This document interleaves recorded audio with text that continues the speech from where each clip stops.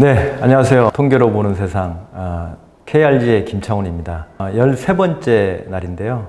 오늘 드리고 싶은 말씀이 뭐냐면 이제 2025년도가 이제 얼마 남지 않았기 때문에 많은 이제 연구기관에서 혹은 뭐 여러 가지 이제 경제연구소에서 2025년도에 대한 전망 자료들을 많이 발표하고 있습니다. 그래서 오늘 그 중에 꼭 우리가 좀 알아봐야 될 그런 내용으로 세계 경제 포럼에서 발표하는 미래 유망 기술에 대해서 좀 소개를 드릴까 합니다.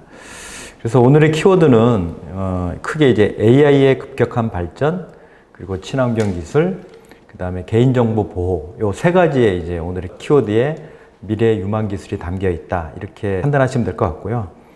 그 세계 경제 포럼이라는 기관은 잘 아시겠지만 매년 이제 세계 경제에 대한 흐름이나 전망 뭐 이런 데이터들을 세계 최고의 어떤 연구원들하고 이렇게 디스커션을 통해 가지고 여러 가지 전 세계 경제 전망에 대한 각종 자료들을 발표하고 있는데, 세계 경제 포럼에서 전 세계에 있는 연구기관의 수석 연구원들을 대상으로 2025년도에 미래를 선도할 10대 기술을 조사를 해서 발표한 자료가 있습니다. 그래서 10대 기술을 좀 말씀을 드릴 테니까 잘 들어보시고 앞으로 세계가 어떤 기술적 흐름을 가지고 또 변화할 것인지를 공유하는 시간을 갖도록 하겠습니다. 10대 기술을 이제 소개하면 첫 번째는 뭐 요즘 가장 핫한 이슈인 바로 AI인데요. AI 기술이 단순히 우리가 생각하는 어떤 그런 챗봇이라든지 일상 업무에서 어떤 AI의 지원을 받아가지고 일상생활의 삶을 좀 더 이렇게 좀 낫게 한다든지, 내지는 이제 뭐 사무 업무에서 뭐 챗GPT라든지 이런 생성형 AI 기술을 도입을 해서 여러 가지 생산성 향상을 노린다든지, 뭐 여러 가지 이제 우리가 이제 AI를 도입을 통해서 많은 이제 업무상의 이제 진보를 이루고 있습니다. 근데 이제 이런 AI 기술이 단순히 이제 그런 수준에서, 물론 이 수준이 뭐 아주 로우 레벨이라고 말씀드릴 수는 없지만 AI 기술이 굉장히 발전 속도가 가속화되면서 이제는 질병 진단은 물론이고 치료 예방 기술은 물론 새로운 소재라든지 생물학적 이해도를 높이는 데 있어서 깊이 되게 관여하고 있고요. 특히 이제 딥러닝과 생성형 AI 모델이 연구 방법을 획기적으로 변화시킬 것으로 지금 예상하고 있습니다. 첫 번째는 바로 이제 과학적 발전을 심화시키는 AI라고 이제 말씀드릴 수 있고요. 요거는 아마 뭐 세계 경제 포럼이 될지 아니면 다른 여타 기관에서도 아마 공통적으로 제기하는 이슈라고 보고 있고요. 두 번째는 바로 이제 개인정보 보호 기술입니다. AI 기술이 이제 우리가 많이 발전하고 있다고 보고 있지만 역으로 AI 발전에 따른 어떤 개인정보 보호 문제라든지 혹은 보안의 위협, 그리고 데이터 주권에 대한 그런 어떤 위협은 더 커져가고 있는 상황이고요.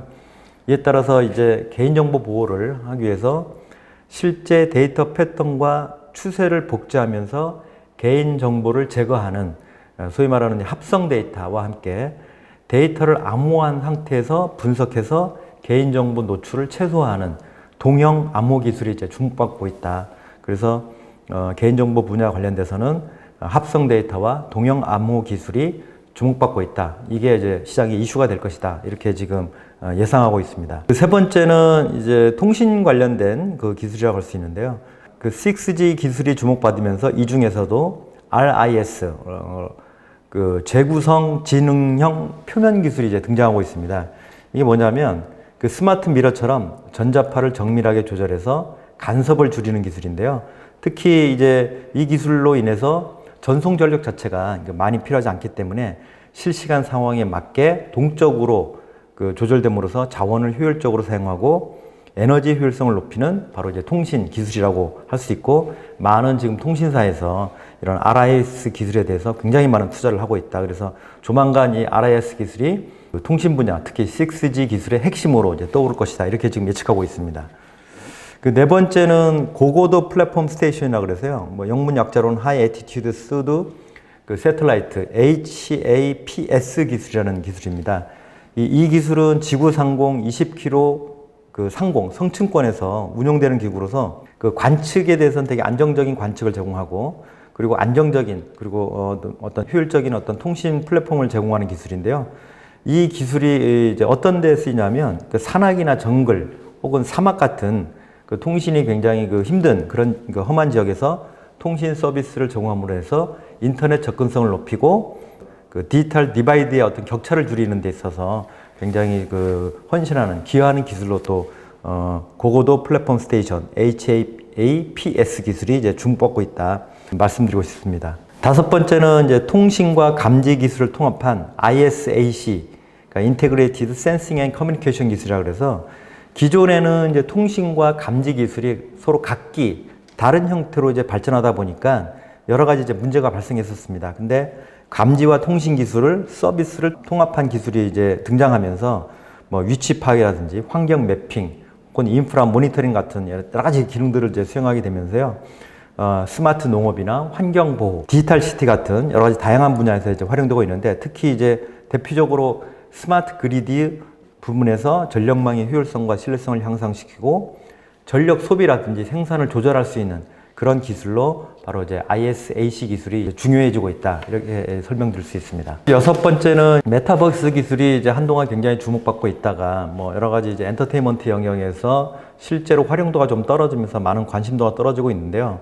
이 WEF에서는 이제 향후에 메타버스 기술이 이제 건설 산업 쪽에서 굉장히 활용도가 높아질 것으로 이제 보고 있습니다. 그래서 디자인과 시공의 혁신을 가져와서 몰입형 디자인 경험을 통해서 건설 전에 문제를 예측하고 또 해결할 수 있는 그런 이제 기술이라고 할 수 있고요. 뭐 가상 프로타입이라든지 실험을 통해서 정확도를 높이고 디지털 트윈을 활용해서 복잡한 도시 개발 프로젝트를 미리 시뮬레이션 해보고 또 효율성을 향상시키는 기술로 이제 건설 산업 분야에서 이제 메타버스 기술이 굉장히 활용도가 높아질 것으로 지금 보고 있고요. 일곱 번째는 그 친환경 냉각 솔루션 기술이라고 해서 탄성열 펌프 기술이 있습니다. 이 기술이 왜 중요하냐면 지금 최근에 그 지구 온난화로 인해서 냉방 수요가 굉장히 급증하고 있죠. 그래서 이런 수요를 그 충족하기 위해서는 탄성열 펌프 기술이 굉장히 주목받고 있다는 것이죠. 그러니까 이 기술은 뭐냐면 탄성열 물질을 이용해 가지고 열을 방출하거나 혹은 흡수하는 방식으로 작동되는데 기존의 냉방 그 시스템보다 에너지 효율성을 굉장히 높이고 되게 친환경적이라는 측면에서 탄성열 펌프 기술이 기후 환경 기술로 굉장히 앞으로 향후에 굉장히 주목받을 기술로 이렇게 좀 보고 있고요. 여덟 번째는 그 지구 온난화 문제가 앞서 좀 설명드렸지만 탄성열 펌프 같은 여러 가지 이제 기능적인 측면도 있지만 지구 온난화 문제를 해결하기 위해서는 굉장히 다양한 분야에서의 어떤 기술들이 등장하고 있고 특히 그 중에서도 미생물을 이용한 탄소 포집 기술이 이제 주목받고 있습니다. 그래서 이 기술은 미생물을 이용해서 대기 중인 이산화탄소를 포집을 하고 이를 또 유용한 물질로 이렇게 전환시켜주는 이제 그런 방식이라고 볼 수 있는데요. 지금 이 분야에 대해서도 여러 많은 이제 스마트팜 기업들이라든지 환경 관련된 기업들이 이 기술의 상용화를 위해서 굉장히 많은 이제 연구를 좀 진행 중이고 있고 조만간 이제 이와 관련된 그 상용 제품들이 시장에 출시될 것으로 지금 보고 있습니다.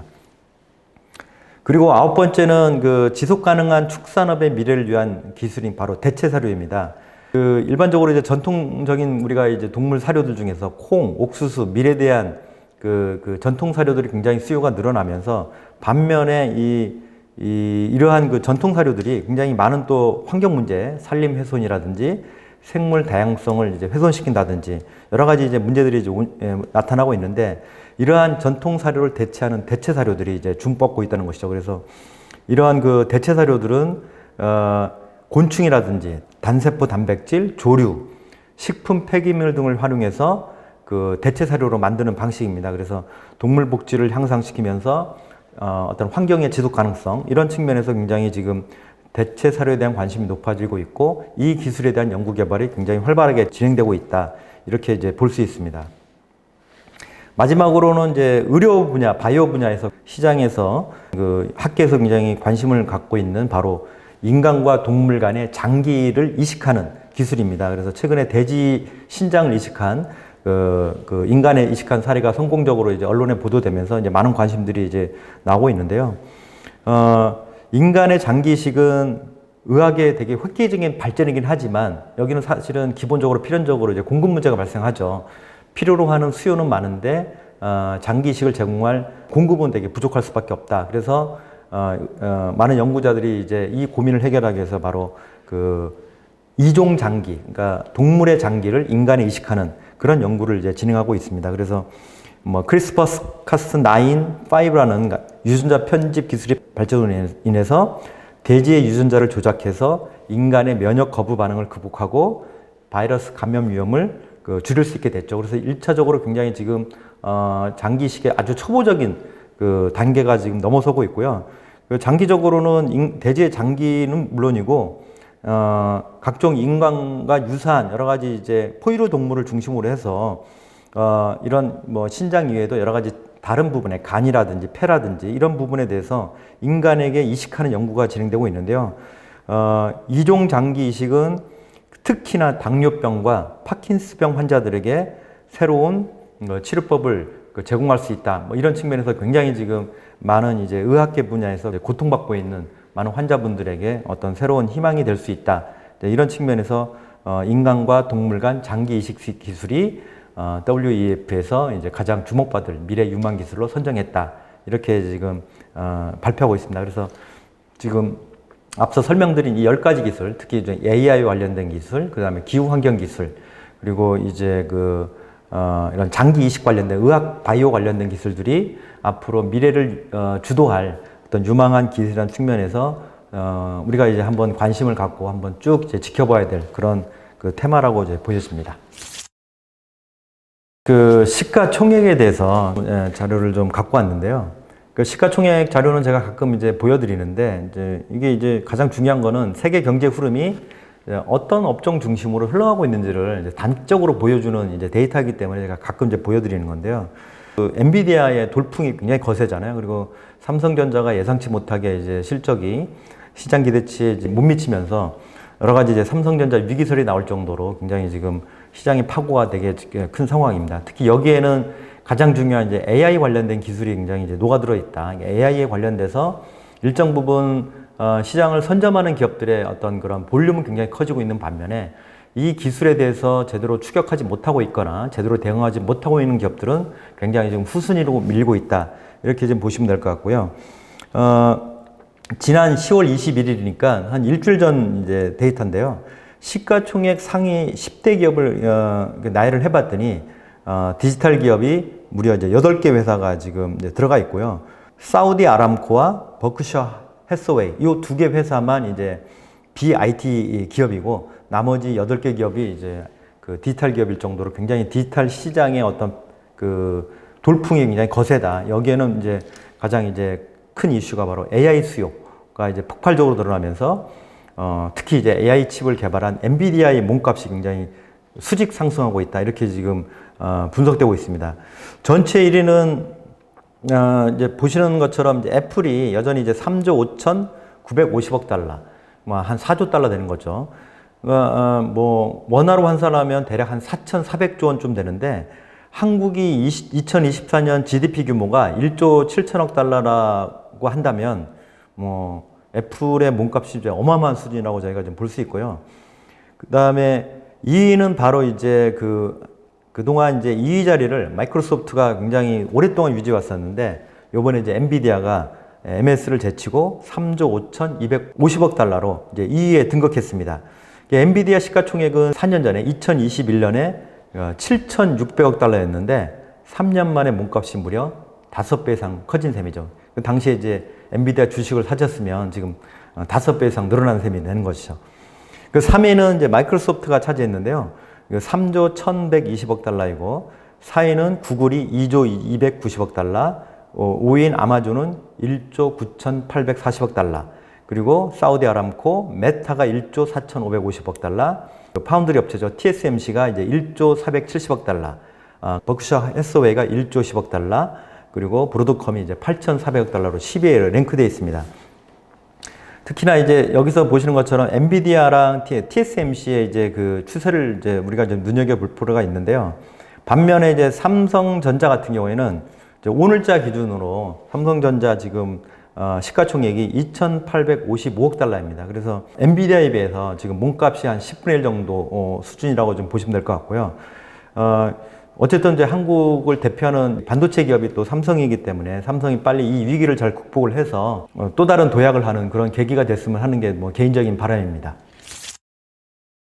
소설가 한강이 역사적인 노벨 문학상을 수상하면서 각계에 되게 그 찬사를 지금 받고 있는데요. 노벨 문학상 수상은 사실은 이제 이게 단순히 이제 하나의 어떤 상을 떠나서 그 나라의 어떤 문화적인 수준 이거를 이제 가늠하는 데 있어서 되게 중요한 의미가 있다고 할 수 있고, 그동안 이제 한국에서도 이제 노벨 문학상을 기대하는 분들이 되게 많았고 되게 많은 절치부심을 해왔는데, 이번에 이제 한강 작가가 노벨 문학상을 수상하면서 한국에서는 이제 김대중 대통령에 이어서 두 번째로 이제 노벨상을 이제 수상하는 국가가 됐습니다. 근데 이제 보면은 노벨상을 수상한 국가가 굉장히 전 세계적으로 되게 많은데요.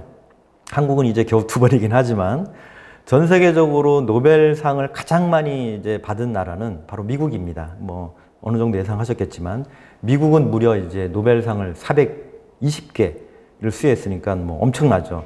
2위인 영국이 뭐 한 140개 정도 되니까 뭐 영국하고 비교해도 뭐 수적으로 어마어마한 압도적인 숫자라고 할 수 있고요. 물론 이게 숫자가 중요하진 않지만 쭉 추세를 보면 미국은 이제 물리학 부분하고 생리학, 의학 이 부분에서는 뭐 단연 압도적입니다.